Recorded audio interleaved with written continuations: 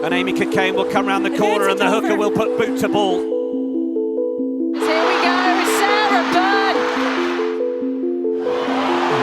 Out into the open goes Feaunati.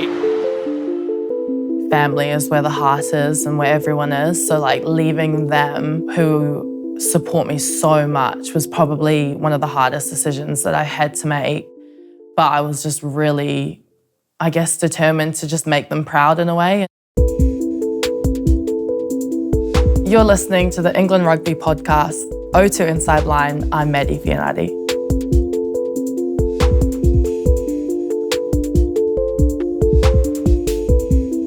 I'm Maddie Feaunati and I play for Exeter Chiefs and England Roses.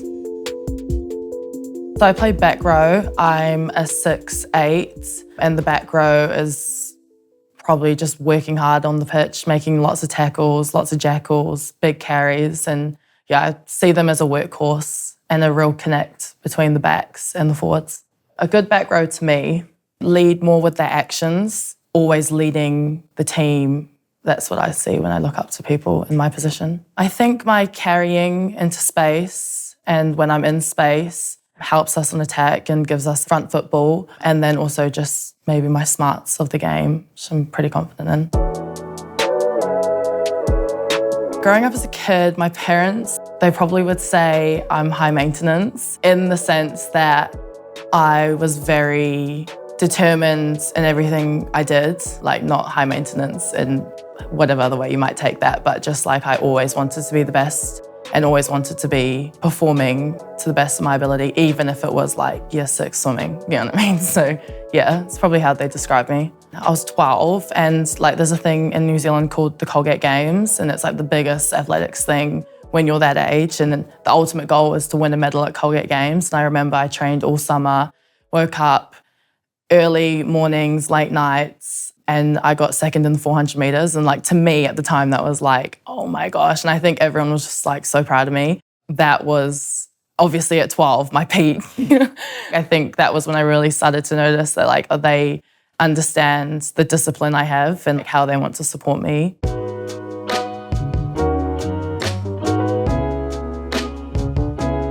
So I was born in Leeds and then we moved to Bath and then Birmingham. So that's where I was for the first years of my life. We lived on a farm in Bath, so we were a little bit on the outskirts a bit, but obviously that was when I was a lot younger.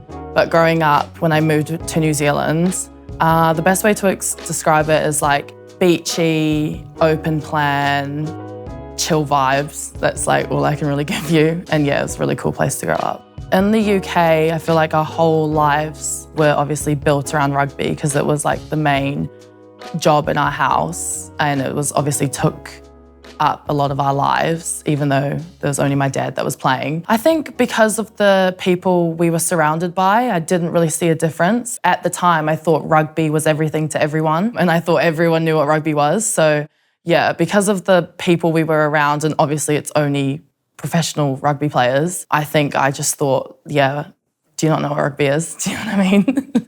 So yeah.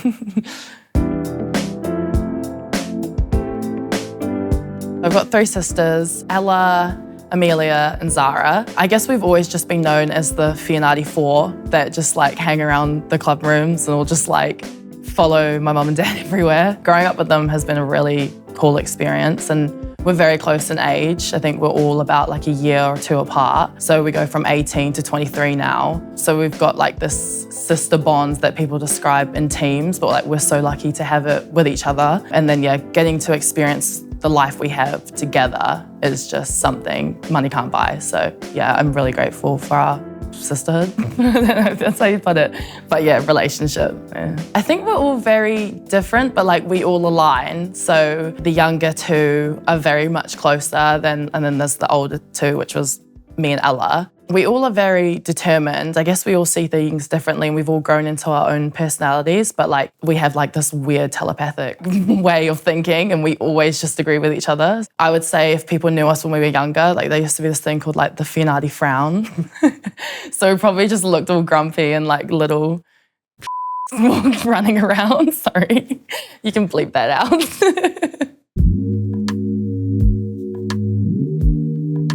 So I was very late to rugby. I think I started on my second to last year of high school. So I would have been 16. And I started because of my dad was coaching the sevens team at our high school. So I only started with sevens.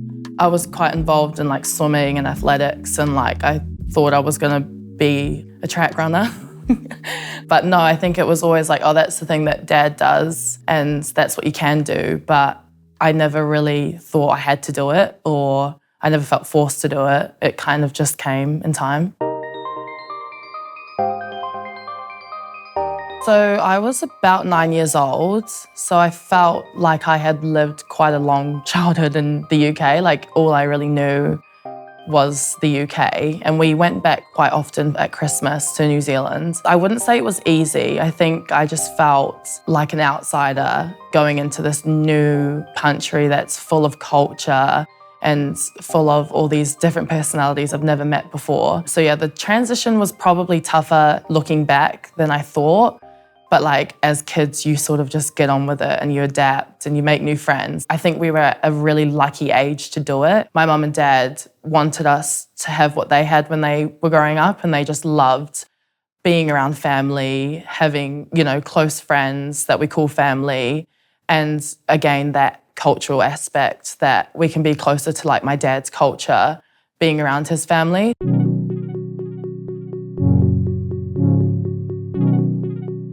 So we really didn't know too much of our extended family. We were really close, obviously, to our immediate family, and that's really all we knew. So when we started going through high school and stuff, I guess culturally, I was like meeting new cousins every week, and I was like, oh my gosh. But I always felt quite on the back foot and quite uncomfortable that I didn't really know my culture, or I couldn't contribute much to my culture because we didn't grow up around it. So I felt like I was doing a lot of catch up, which was sort of an uncomfortable phase. And I still wouldn't say I'm 100% there with it and where I want to be with it. But like, I think getting that experience to go and experience it was something that I'm really grateful for my parents for, because it's a part of me. I knew my dad was Samoan. I knew he played for Samoa, and I know that our uncles played as well with him, and then his Bath teammates even played with him for Samoa, but like I never really knew what my culture meant. So it was just a bit of probably a culture shock for me and my sisters, as well as we adapted to it. It was just like, oh, this is where dad's from. It definitely was hard because you always felt like a little bit of an outsider, and that you didn't really know why everyone knew so much about it and you didn't. Now I'm grateful for that experience because I've learned to be quite uncomfortable in things, and then I guess I just always put myself out there because I've had that experience. Both my mum and dad grew up in Wellington, New Zealand, which is eventually where we ended up. My dad's full Samoan, so I'm half. The way my dad grew up is very humbling to us. He would say, you know, like, my mum didn't eat, we didn't get those shoes, we didn't get a ride to school, we walked, and we didn't get the latest and trendiest technology. You have had a rough upbringing, and also like the way that obviously they connect with each other is all a lot different. So I think, yeah, it was just really like an eye-opener, and I didn't really appreciate it until I was a lot older, how tough it was for them growing up and like how well they have all done to make the most of the opportunity they have being in New Zealand, and the opportunities that opened to my dad overseas as well. It's pretty inspiring. He did really well for himself, like leaving school. He played for a couple of Super Rugby teams, and then the opportunity at London Irish came up.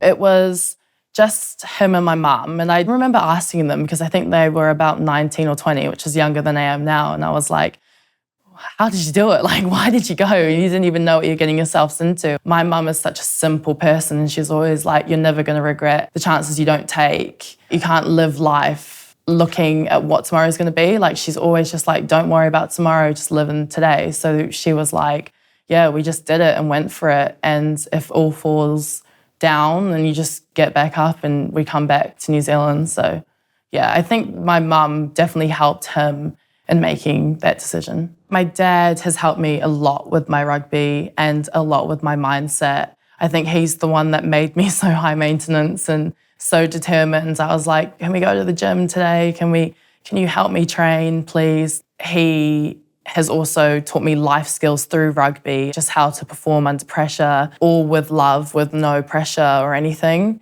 And then like my mum is the opposite. She's just so chill and she's done so well for herself as well with her banking career. It's just like she just works so hard. So I think I get it from both of them in different ways of life. My dad played Jonah Lomu in Invictus. And yeah, I remember everything blowing up. Like he was on the phone every other day. He was in South Africa for like 2 months. When they came back, he was going to all these movie premieres all over the country. He always said, he's like, yeah, you guys are coming to the next one, you guys are coming to the next one, and we never went. Like I really thought we were gonna go on the red carpet, meet Matt Damon and all that. And it's crazy because I look through like all of his old photos and he's got photos with them all. He's still got all their numbers. He still reaches out to them for like charity events. But yeah, I think it was really cool to see. It was like the start of what rugby can bring you and the opportunities that come with life beyond rugby. Everyone is just like so proud of what he did. And yeah, I literally watch the film every time I'm on the plane because it's always on and I just love watching it. I didn't really get the story until I was older, but I guess like everyone knows how inspiring that was. And again, how rugby influenced like a country. So it's cool.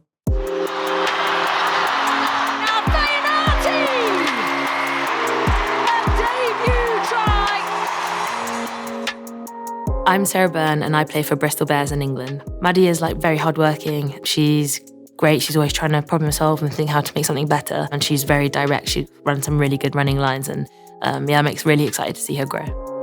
That is out. That is snaffled as well there by Feaunati. I'm Amy Cokayne. I play for Leicester Tigers and England. Maddie on the pitch is crazy powerful. I remember when she first came into camp, we were doing testing and it was like she was smashing all the speed scores, all the jump scores, and we're like, yeah, she's a real athlete. But it's turned over ball there. Here comes Feaunati. She straightens. Last year, Susie Appleby, our Exeter Chiefs coach, messaged me on like WhatsApp at like 3 a.m. in the morning and I woke up to it. And I was like, to my partner, I was like, oh, this lady wants me to come play rugby in the UK. And for so many years, I was like, I'm going to go back overseas. I'm going to go back overseas. And I sort of asked my dad about it and he's like, get on a Zoom, see what she has to say. So we got on a Zoom the next week. And then literally that Monday after, I was on the plane to come and play for Chiefs for 3 months because I already had a contract with Super Rugby New Zealand. So it was only on a 3-month loan. And it was really like, let's just go see how I like it. Is it how I remember it? Am I going to enjoy the people, the rugby? I sort of had nothing to lose again. I was just really happy to come play some rugby in our off season. And then, yeah, I played a few games off the bench, eventually got to start the last couple, and then I was out and I was over to the Hurricanes in New Zealand, played for a couple pre-season games with them. And then Mitch gave me the call to come play Six Nations. So it's been a huge year and all happened so fast, but then it's just like the timing's always right.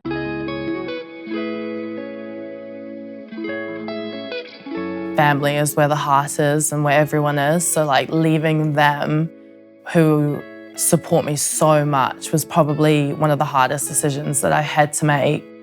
But I was just really, I guess, determined to just make them proud in a way.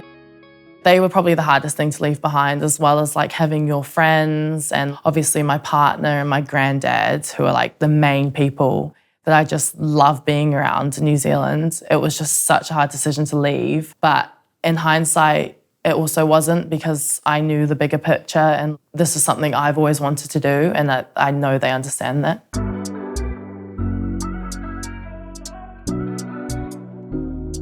My dad never played for England and he never really took an opportunity to run with that. But like, because he played in the UK Premiership for so long and how much that gave our family and how much that's moulded our family, growing up around that, to me, it was always the ultimate. And like England Rugby women's team is a team I've always looked up to. And I was like, yeah, like that's really always who I've wanted to play with. And I guess I was in New Zealand because we lived there, but it just felt right. There was like no real big decision to me growing up. England Rugby has given everything to us and I just want to give everything to them. And yeah, that's always been my ultimate goal. So as hard as it was, because of like, I ended up learning the New Zealand culture and some of my best friends are in the Black Ferns squads, it was like everyone knew that this is what Maddie wants to do. Everyone was just so happy for me. I guess it's like when you know you've got good people around you and you're surrounding yourself with good people, and athletes especially, is that everyone was just like, yeah, go do your thing. Like, we're so happy for you. I think some of the Black Ferns girls were like commenting on the Red Roses page. So I think that made it better for me in my decision. I'm really backing myself here and this is what I want to do. My dad, recently, he's obviously been a lot more open about how proud he is about me. He's always been that tough guy. It's like, keep striving for more, keep being better. And I guess it's just like got to the point where he's just like, I'm just so proud of you and everything you're doing. And like, you just keep proving yourself every single day. And yeah, I guess he never got to wear an England shirt and he got to be around all those players at that time. Seeing his last name on an England top was probably something that he maybe not have thought would have happened, but is very happy that it is. When you have to move places alone, I've just learnt to really love my own company and really, in some sense, ground myself because the time difference and everything. I don't have my support system 24/7 anymore and I can't like always, go and drive down the road and see my mum and like ask her for help. I guess it just means that like I'm just confident in myself and that people get the real me. I love hanging out with people as well, obviously, and I love being with my teammates, but it just means they get what they see and there's nothing else to me and I truly get to be myself because I'm really happy with the person I am. People that influence it is obviously my mum, dad, sisters, and then my partner. They're always there to chat when I need. My granddad, he was actually in the UK for us in Birmingham for a while. So he used to live with us and obviously help mum and dad out with always being home, cooking, looking after us. And then when we moved back to New Zealand, he came back from Samoa with us and he lived with our family. He has definitely raised us in another sense to our mum and dad when I was going through tough times and when it felt like everything was just going, ugh. He was always there, no matter what, he's always going to be there and he's always happy to see me. So I've just been so appreciative of him and his support and like everything he's done for me and my siblings. He's like a funny, emotional person. And like my dad would probably say the opposite because growing up, he was a lot tougher on my dad. And then to us, he's just loving. And he obviously has helped us connect with our culture a lot more. And he just really cares for us as a person. He doesn't really know how to use technology that well. So like sometimes I'm talking to like a brick wall or like a black screen. Yeah, I call him all the time and keep him updated. And he's like, when's rugby? When are you doing this? Like, when are you coming home? So he's like always up for a chat, and calling him on days where I just feel like I need to ground myself again and just ease my mind and get back to where I know I need to be mentally to perform at training or on the pitch. Yeah, he's someone I definitely will always go to.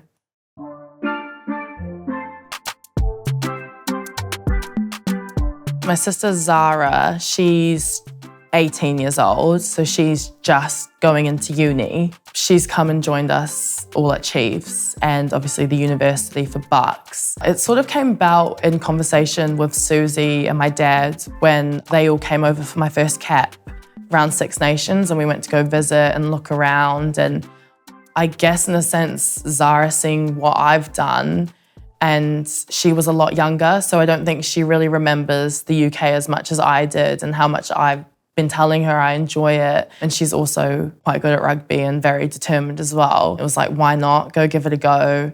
Go do some study, meet some new people, and yeah, just see how it goes. So I think she's really excited to be here, and so far she's loving it.